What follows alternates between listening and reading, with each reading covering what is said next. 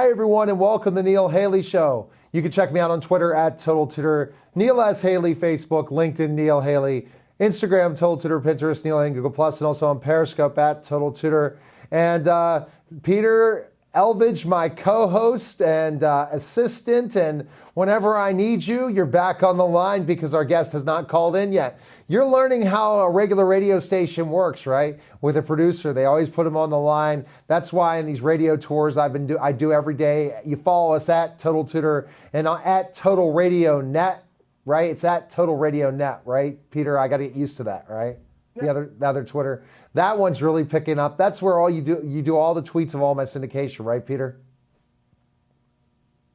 All the tweets, celebrities, and in the morning there's a Total Radio Network lineup, and all that great stuff comes out every day. Well, and so we'll see if this ends up being a segment or not. But talk about specifically enough in this segment, just all you have to do is my assistant. So people understand I'm not just this guy that just comes and shows up to a TV studio or a radio, how it's just a constant motion of all the different types of content we bring out every week on the Total Education Network's platforms. There's TV shows, there's TV show celebrities, there's authors, there's all sorts of different people of different variations, and you never really seem to get the same thing twice. It's always a different person, it's always different, celebrity, and it's just awesome. At least I think so. I think you guys should tune into it. Well, I think it's awesome because who interviews so many people in a week, Peter? Like now we're keeping track today, and I'm already on interview number. I'm not going to count you. We can count you as 2, but I'm already on the interview number. I had 2 before I went into the TV studio. I had an author, fantastic guy that's covering the U.S. Open, a senior writer for Sports Illustrated, and I also had Michael Harney of Orange is the New Black out of Netflix. Then we jump right into the mix, and I had an awesome author, Florence, that talked about her book. Then we went from Florence. That's why I don't remember always these names. It's funny. I was talking to one of my friends who's Catholic. He said, it's like you're a priest and you're having confession and you talk to so many people and you can't remember who they are based on, it's just a line. Boom, boom, next person, next person. So then after we interviewed her, we had you. Then we had the homesteader, Michael Rainey, and then Marty Rainey. And then we had this great college expert. And lo and behold, it's you. It looks like we're going to probably have to reschedule the 10:30 because at 10:45, our guest that will be on the line is looking at the name of the person. The author is Dr. Brock. But I guess who knows if somebody gets on the line before that happens. If we do have that person on, Peter will find out. But let's go into more. So the lineup, you said the Total Education Network lineup. Tell us what you do in the morning, because I'm amazed. This guy is up before I'm up. I go to bed about 1 o'clock in the morning during the week. It's the most chaotic week in the world. Get up about 5:36, and Peter's already ready to start. So tell us your day being an assistant for me. I never thought I'd ever have an interview like that. Basically, in a weird way, I wake up the same time you do. It's just because we're in a different time zone. Oh, yeah, I forgot that. But your 5 is 4 for me. But anyways, for what I do in the mornings is basically we take the celebrities and, the interviews that we've done, and we promote them to the numerous different stations that happen to be on Twitter. As well as, putting some awesome photos out there, of things that they've done, or maybe some of their profile pictures. That's usually an average of 2 to 3, possibly 6, depending on the day. Usually Wednesdays are a little bit more crazy. Wednesday's definitely more crazy. We could have 7 or 8 interviews, exactly. Yeah. And then going after that, I go to Facebook, I go to Google+, LinkedIn, Instagram, Pinterest, all those great places, and take some of the celebrity interviews and post them to those places as well.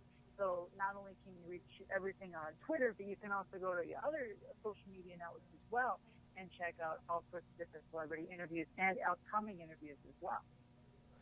Exactly. And I think we do have our guest on the line, Peter. You can stay on the line just in case if we don't have a caller. It's going to have to be a shorter interview, but I think we have Michael on the line. Michael, are you on the line? Michael, are you on the line?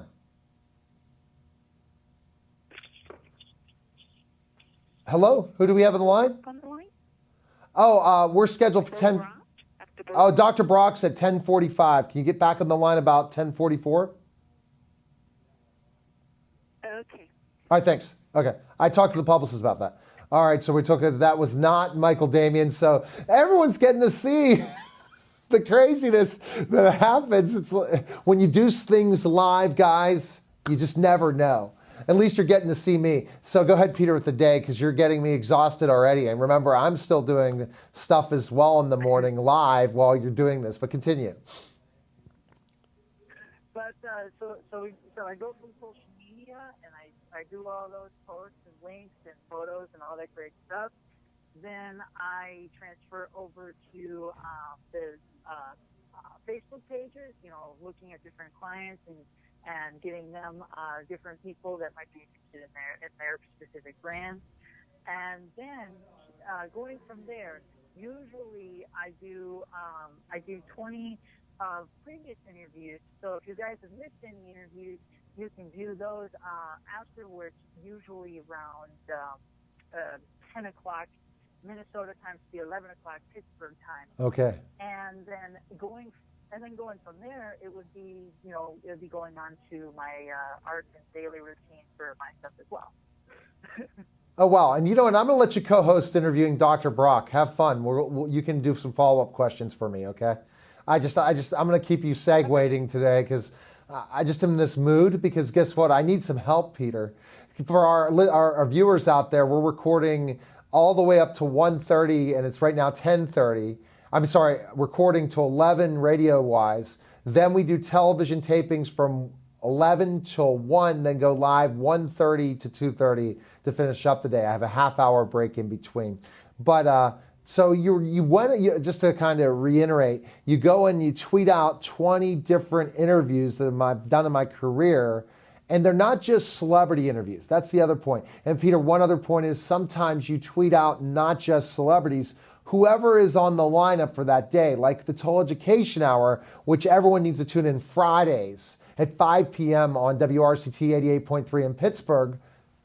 When you tweet that out, it's more about education topics. So you really do the whole Total Education Network lineup and all that. So it's not just celebrities, but what the 20 interviews, they're interesting, right? Because they vary in so many ways, don't they? The people I've interviewed. Oh yeah, and the fun thing is too is that with the interviews, because like you said, there's all sorts besides just celebrities. The fun thing is that when I make these tweets, if like you're interested in like if they have a particular brand or a book or anything like that that you want to also check out besides their personal page, I try to make sure that that's also tagged in there as well. So if you want to like go support them or purchase a book or maybe whatever you happen to be interested in, you would have that right in that one compact tweet. And you wouldn't have to go to too many places. You just have to click on the Twitter handles that are associated, and it's very convenient, and it's all in one little tweet for you there. So. All right. Well, fantastic. I understand completely. And that's why I love the 20. Because I don't know how many interviews I've done, and our team is trying to put together everything in 6 years of radio and television. And we're going to kind of get into that aspect as well, because that's not just what you do is the 20. You're also involved in assisting in scheduling too. So you're scheduling a lot of my interviews, making sure things are on tap, especially for some of the live shows, right? Yep, following up on emails, doing contacts, doing some phone calls, all that great stuff, making sure that everybody knows where they're going and what they're doing and how they're calling in. Honestly, it sounds worse than it is. Okay, it's a lot easier to maintain than you think. Okay, if you have a good memory and or a good notepad, you'll be okay. No, I don't think many people could handle what you're able to do. You're the perfect fit, the perfect assistant, the perfect personal assistant anyone could ever want. And I'm keeping it with my brand. He was working with some of my clients for a second, but now I'm going to shift back to that. My day, I could talk about that if our other guest doesn't call on the line, but I'm very interested for Dr. Brock coming on the line. So that's why I like having Peter as this person to talk to. And Peter, again, more and more you can get out there and you got to tell people how they can follow you. Your Twitter is amazing. Your art is amazing. We have so one of the way he started out, and he started out with my YouTube channel. And that takes interviews I do at Bethel Park. It's interviews I do on location. It's TV. Now it's going to be radio interviews of celebrities that you put together. So tell us specifically what you do for my television part of the brand. Yep. So basically, I would take the video content, I'd upload it to YouTube, make sure the description has all the bio and links and things inside of it, so that all you have to do is when you view the videos, you click on whatever you need. And then I also make it very accessible as well, making sure that the videos are findable, making sure like they're tagged accordingly so, you find them in the correct category. And then also putting them into playlists as well. You'll be able to find playlists on the channel too, to make it a lot easier for, if you want to look for a specific type of video or for a specific type of show. And it's very organized. I'm a little compulsive that way, but hey, it's a good thing. So it's organized chaos, right, Peter? It's definitely organized chaos. And the other thing is that they're all in different sections on my YouTube channel. So there's different playlists. And we're going to do that with SoundCloud as well. Even though blogtalkradio.com/Total Tutor, you can listen to any show. The thing is, you'll see Neil Haley show live. You'll say, what's this? Well, this started at 8 o'clock, at 8:50 in the morning. So it is a definite situation. So if we're waiting for our guest, but we're going to take a break. I think we're about at that break point. Yes, we are. You're watching the Neil Haley Show and listening live to Neil Haley Live, whatever you want to call it, with my co-host Peter Elvidge, and we'll be back in just a moment. We're back to the Neil Haley Show. You check me out on Twitter at Total Tutor, at Total Radio Net on Twitter, as well as we're booming and booming. That's all the radio, television, everything combined at Total Radio Net. And I'm with Peter. And Peter, this is just the morning. Let's throw out the stuff with clients. What else are you doing to get people to like my Facebook pages? I have a couple Facebook fan pages, Total Celebrity Show fan page. I have Author's Corner fan page. I have Total Spotlight Show, soon a Total Education Hour fan page. And do you think I should need a Neil Haley Show fan page as well? How many brands do I have, Peter? That's the... You have a few. There is 4 pages right now. It used to be 3. I have to cut you off because we do have our guests. At least we got the coordinator caller on the line. And Peter, you keep on. You're going to be co-hosting with me. Do we have our guest on the line, ma'am?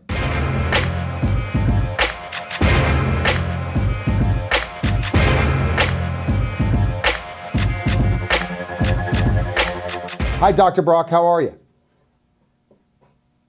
Well, I'm good. How are you doing, Neil? Fantastic. So we're excited to welcome the program. And Dr. Bo Brock, Dr. Brock, thanks for calling. And you're coming on Author's Corner / Neil Haley Show. And I'm with my co-host, Peter. Peter, say hello to Dr. Brock.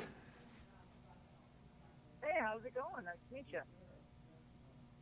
Nice to meet you too, Peter. Good talking to you guys. Thanks for having me on. Absolutely. And he's the author of Crowded in the Middle of Nowhere, Tales of Humor and Healing from Rural America. And Dr. Brock, tell us a little bit about your background, and then we'll get right into the book. Oh, I'm just a kind of a small town veterinarian in the middle of nowhere, West Texas, and kind of grew up in this area and wrote a book about just walking through life, working on animals. working on animals. And what did you have a love of animals right when you were a child that made you want to do this, Dr. Brock? Well, I grew up on a farm and a ranch, and we had dogs and pigs, and chickens and horses and cows and everything, and I always just kind of had a fondness for taking care of them, and it's just followed me through my whole life. Interesting. Peter, just chime in on any questions. That's how we go back and forth, Peter. Question for Dr. Brock? Not at the moment. Maybe a little bit though. All right, so start jotting things down. So Dr. Brock, now you saw that, and then tell us this journey of becoming a vet, what you had to do, especially talking about being from a rural area in Texas to go on and become a veterinarian. Well, we grew up, and my grandpa kind of raised me, and then decided that I wanted to kind of pursue taking care of animals as I got older, and then went through veterinary school, and I came to Lamesa, Texas, which is between Midland and Lubbock, and come to one of these small towns. They got a newspaper that prints 2 times a week, probably has about 9 pages in it. So anytime somebody new comes to town, they want them to write for the paper, and they wanted me to write articles about animal health, once a month. And I wrote an article about parvo and dogs, and nobody read it. Then I wrote one about Coggins test for horses, and nobody read it. So I thought about the third time I'd write something that's kind of funny, kind of a captured moment from the life of a veterinarian. And there's an old woman here in town, and she had a grandson that was a veterinarian over in Missouri or somewhere, and she sent the article, and that guy liked it. He sent it to a veterinary magazine that goes all over the world, and they liked it and asked me to write for them once a month. Well, that was 20 years ago. So started writing articles once a month for that magazine, and over a period of time, they just kind of built up, and we finally put them into a book, and it's been a lot of fun. It seems like it's a lot of fun, Dr. Brock, and I think that telling the tales of what you do as a veterinarian, especially the different animals that you treat. People always think of vets as dogs and cats, right, Dr. Brock? That's one of the strange definitions a lot of people think of veterinarians in that case, than compared to all types of animals, right? Well, kinds of veterinarians, we kind of specialize, but when you live in the middle of nowhere, you have to take care of everything from rabbits that got bit by a dog all the way to horses and ostriches, and it's just every kind of animal. So we work on all animals. And, in the cities, sometimes they just do small animals, and then some people just do large animals. But in our practice, we got 7 veterinarians that we work on just a little bit of everything. It's been a lot of fun. Seems definitely a lot of fun. Peter, what is your experience of animals that you grew up with, Peter?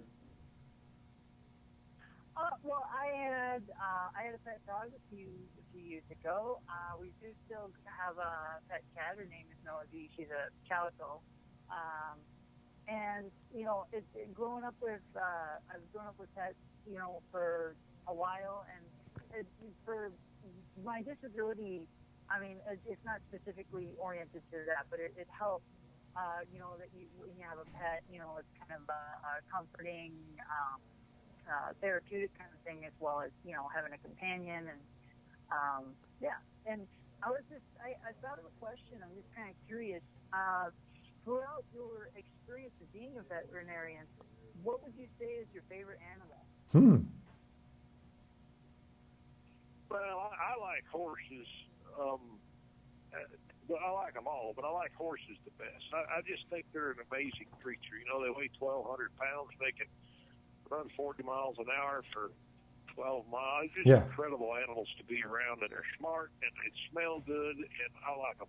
I like them a lot. Yeah, so my favorite animal is a dog. I have a cat right now, but my favorite animal is a dog, and I need my kids to be older to take care of a dog, because I just have no time at all. Dr. Brock, you missed the whole thing. My co-host is also my personal assistant, and I have him running everywhere possible as I keep going from one place to the next, social media wise and stuff. So totally understand that. And Dr. Brock, the book, the reason for writing the book is because you did a lot of publication writing as a veterinarian and stuff like that, but to tell people really who you are and how you treat animals, right? How it's different than some mainstream veterinarians, right?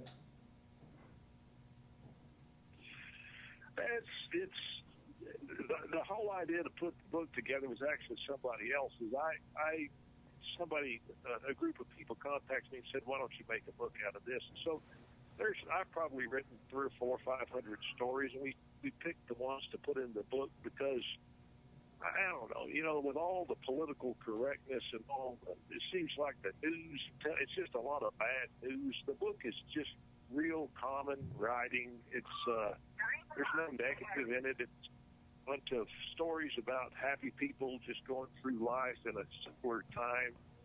And hopefully, if you read it, you'll smile and you'll feel good about just being an American. It's kind of just a laid back book with humble writing, and I think people when they read it like it because there's not a big long story, big plot, and rising action. It's just a accumulation of amusing moments, and you can read 2 or 3 and set it down, come back, start over. And I've had a lot of people over the last couple of years that have had loved ones in the hospital and read it while they're driving, or that's great. Read it when they're on vacation or on an airplane. Yeah. And what is your take, Dr. Brock, in how animals are becoming more and more like family members, and the amount of money that's spent on them, medically and also, I guess, extravagantly? Are you blown away by this phenomenon? Yeah, it is kind of amazing because the bond between animals and people has always been an amazing thing. Yes. You get one of these old gruff cowboys from West Texas that's nipping snuff and wearing snap buttons and his boots come up to his knees, and you think he's tough and he doesn't have a lot of emotion, and his favorite horse gets sick and he comes into the clinic and sheds a tear. And I've done this for 26 years, and I've had some really emotional moments. You've got an older lady whose husband's passed away, and her best friend is a schnauzer, and right. It's pretty rewarding when you get to help those critters stay alive and happy. Mm-hmm. I think it definitely is rewarding because Peter would probably think so as well. When you talk about, I'll put the disability part of this into there. Peter, how many dogs and other pets are great for therapy for, as you talked about, disabilities, but especially for ones with autism and stuff like that, or even visually impaired, right, Peter, that are so important to the daily things that they have to do every day, right, Peter? Yeah, I mean, there's so many different things that they can do. Like I've had people who have them as, PTSD companions. There's, obviously guide dogs that help blind or visually impaired. There's all sorts of them. You can actually get, like cats. I believe you can get bunny rabbits. I think there's a whole bunch of them that you can get for, PTSD and different disabilities, primarily for, persons with blindness and visual impairment. I think it's mostly golden retrievers and black labs, if I remember correctly. Don't quote me on that. There's different places at different programs, but they're important. They're family. Yes. They help out in different situations in life, and it's awesome to know that there's people out there who are helping, your family members. You know what I mean? And a lot of people, see their pets as family members, and it's awesome to know that there's people and that there's services out there that help with this. Agree, Dr. Brock? We have a lot of hippotherapy. Yes, we have a lot of hippotherapy in our area, and that's where children with disabilities or even adults can go to these places and they get to ride horses. And you just never really seen anything like a child with a disability of some sort get to ride a horse for the first time, and their face just lights up, and they hug that horse around the neck, and those old kind horses just get this soft look on their face, and their ears kind of lay back, and you can tell that the horse really knows that it's being a part of something special. It's great to see.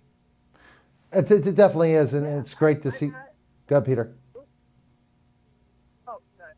I've had that experience actually, and I know how that is because for when I was younger, I had a lot of extreme limitations because before they started creating better glasses for me, I kind of had these goggles that were a little impaired.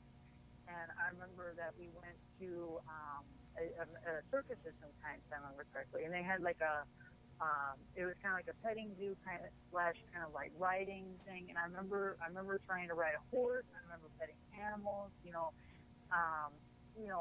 It was an experience that I'll never forget, and I think that's awesome. Don't you love the way that a horse smells, Peter? I don't know. It's to me they have the most wonderful odor, and they just smell That's like great. a horse. And a lot of the disabled children that I've worked with horses that can't see, when they get to be around a horse and smell the just that horse smell, you can tell that it's really a sweet smell to them. And I like getting to see children do that. That's an amazing moment. 90 seconds. Absolutely. Well, the thing is for me, the thing for me is that for the animals is primarily the fur and the touching that I like. Is just so soft and so it just brings a whole new experience to if you can't necessarily see the animal, that it's right there in front of you, and it's kind of like using your hands for sight, so to speak. You know what I mean? 60 seconds. Yeah. Okay, well, Dr. Brock, best place to find information on you, learn more about you, and find your book. Where can we go? Well, the book's available just about anywhere. It's on Amazon and all the electronic books and at the bookstores. It's all over the country. It's in the airports, and and then we got a Facebook page, Brock Veterinary Clinic here in Lamesa, Texas, and you can go there, and we put anecdotes on there quite often and have cases where we work on animals. You can see that happen there, and you can call us at the vet clinic in Lamesa, Texas if you want to. We love talking to people. Thanks, Dr. Brock, for calling. Thanks, Peter. Take care, guys. And that was the Neil Haley Show. Check me out on Twitter at Total Tutor, Neil S. Haley, Facebook. Another exciting week of shows next week. Take care, everybody.